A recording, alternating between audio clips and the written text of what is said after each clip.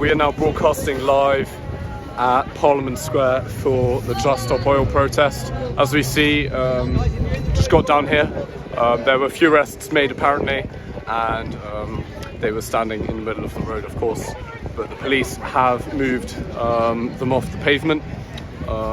Welcome to the channel. I am Louis from Another Alternative, and I'll be broadcasting live and reporting the Just Stop Oil protest, and be doing a few interviews as well. Thank you for tuning in. Remember to hit that big red button. Support independent journalism. Support independent journalism, and yeah, I'll show you what is going on. So as we see, they are currently. I think a few of the protesters. We can try have a word with a few of them, see what they're doing.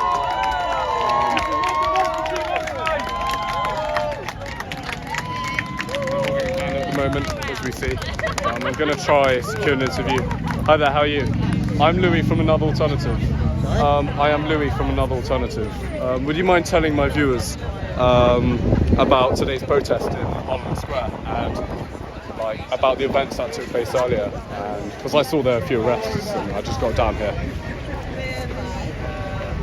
United Free Press, we're a group of live streamers and we report and conduct ethical journalism across London. You can see my channel on YouTube and TikTok as well. But, yeah. So, if you don't mind letting my viewers know what has been going on throughout this morning.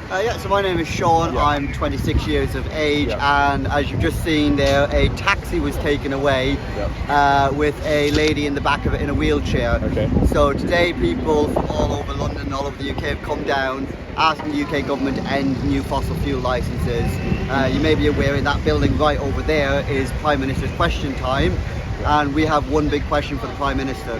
Why is he letting us die? They are fully aware. The UN has said, the International Energy Agency has said, all of the world scientists have come together and said that we need to get off new oil and gas, and that is the death sentence for young people like yourself and like myself.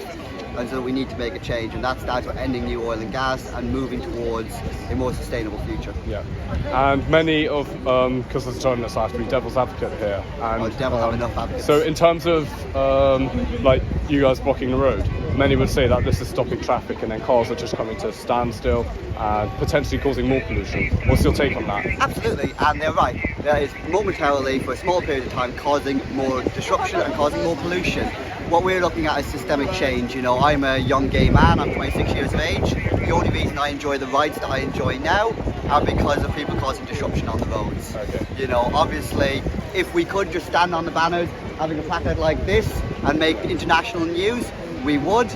If the government would just come to the negotiation table with the world scientists like they're supposed to at every single COP, then we wouldn't need to be here at all. You know, unfortunately, this is government ignorance. Unfortunately, it took women going out and causing disruption to get women the right to vote. It took queer people standing out and taking action to get us our rights, and it's the same throughout history. Okay. And how have the police responded to you guys blocking the road earlier? Were people arrested?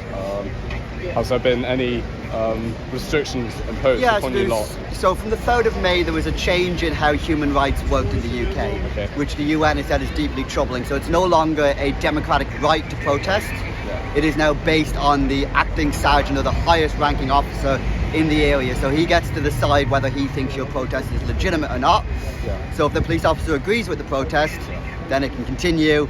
If it doesn't, he can't. Similar when it comes to disruption. So they've gotten rid of the definitions of disruption.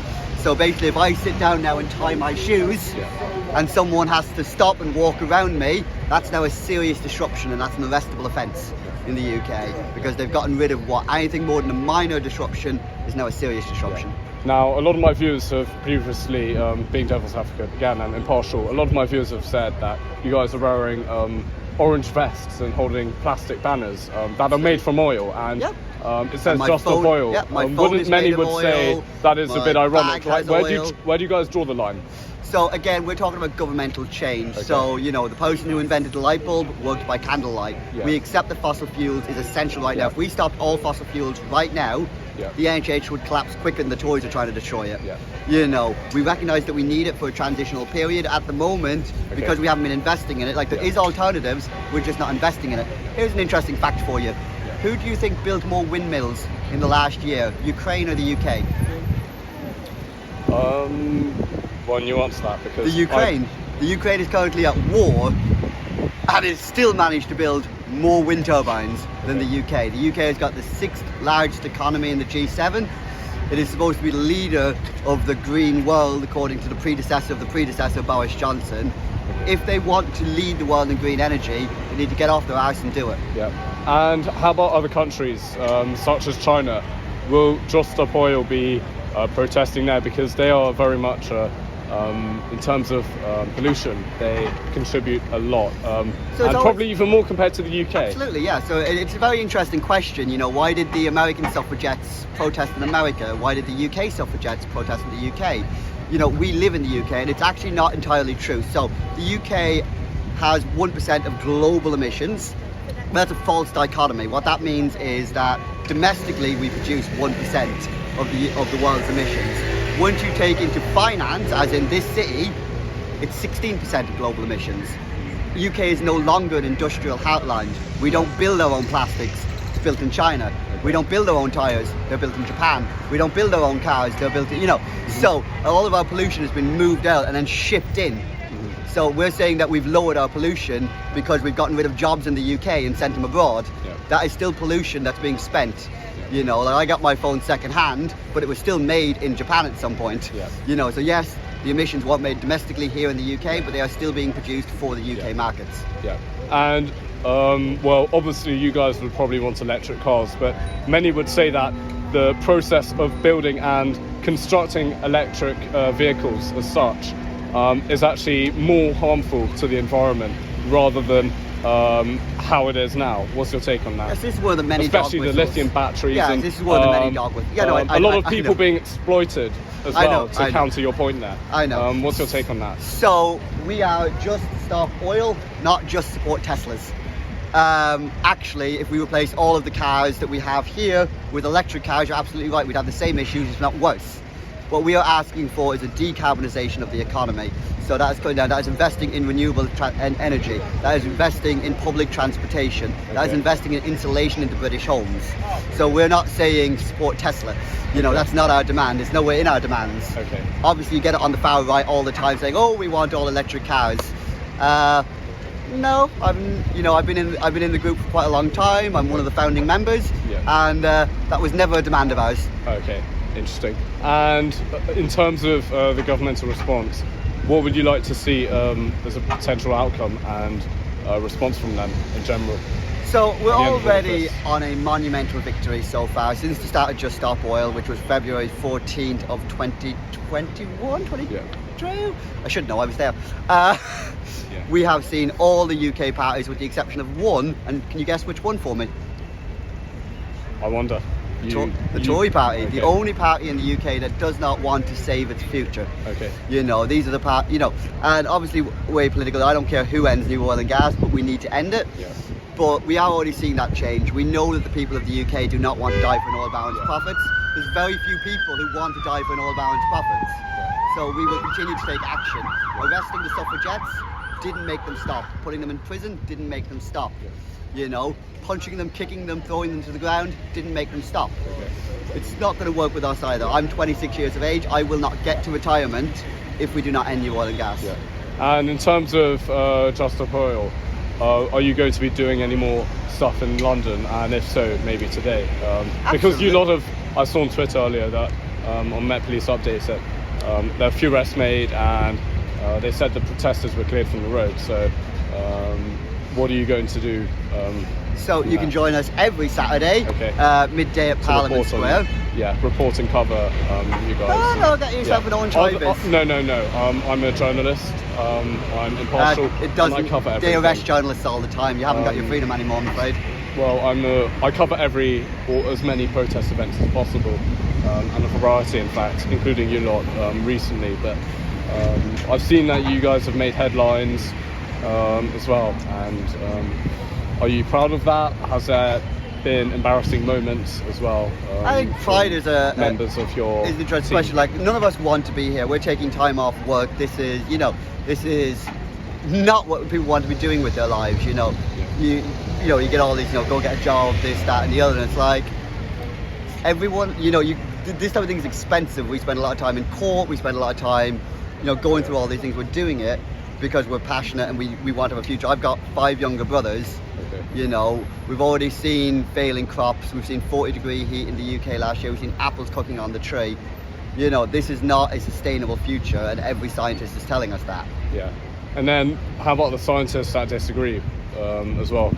So there's very few credible scientists that actually disagree, so not through peer review. So you get the odd, a random doctor, usually not in actual science, but he is a doctor, so he gets to put that in front of his name, which will disagree. Okay. And even then, let's say this whole climate crisis was made up just to profit me because I'm a massive investor in Tesla. Right? Let's go with the full conspiracy theory. What is the worst case scenario? Yeah. We have green jobs, we have fresher air, we have better insulated homes, we have less people dying in their houses, and we have a sustainable green energy system in the UK, so we're not relying on foreign markets. Yeah. Thank you so much for your time today on camera. You'll see my channel on YouTube. Is there anything else you'd like to say to the camera? Join us this Saturday, Parliament Square, midday. Okay, thank you so much. It's been a pleasure. Nice day. Thank you very much for the interview, and I'll be covering more stuff. Where did everyone go? So we're now broadcasting live. I came slightly later because I was at Buckingham Palace earlier doing the Changing of the Guards event, but I popped down here because I saw on Twitter that there were a few arrests made, and I just decided to see what's happening. But all in all, it appears to be sort of dwindling out now, so I might just end the stream, or I could just do a walk around stream, either or, depending on what you guys really want to see. But yeah, I did an interview there, see what was going on, but as we see, the road is completely clear in Parliament Square, but apparently a few arrests were made as well, so once again, shooting you guys.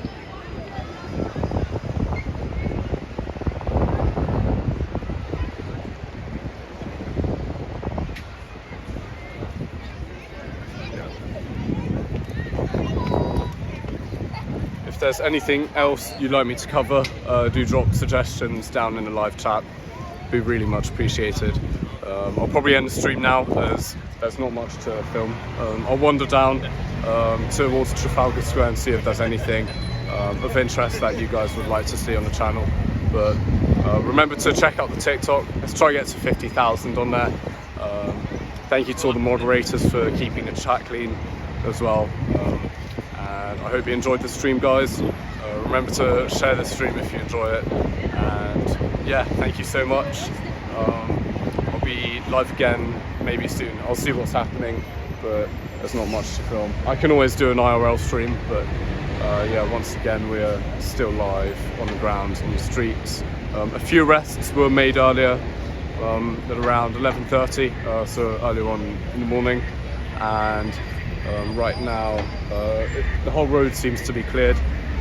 So it's just over an hour ago that a lot of action was taking place here, and at least I got a bit of the protests, which is important to cover on this channel, of course, as they've been making headlines, especially in mainstream media, and blocking roads and doing all their stuff. But once again, thank you for tuning in. I'll be ending the live now, and if you have any suggestions, and also in terms of the podcast, I'll be doing that shortly later on with Daniel Flames, and I'll be interviewing him and asking him a variety of questions. We could talk about topics for hours as well. But once again, thank you so much for tuning in. Pleasure to stream for you guys down here. Sorry I was quite late because I was covering the changing of the guards for TikTok earlier this morning, so I was mainly down at Buckingham Palace, that sort of area. Once again, thank you very much for tuning in, and see you all on the next live.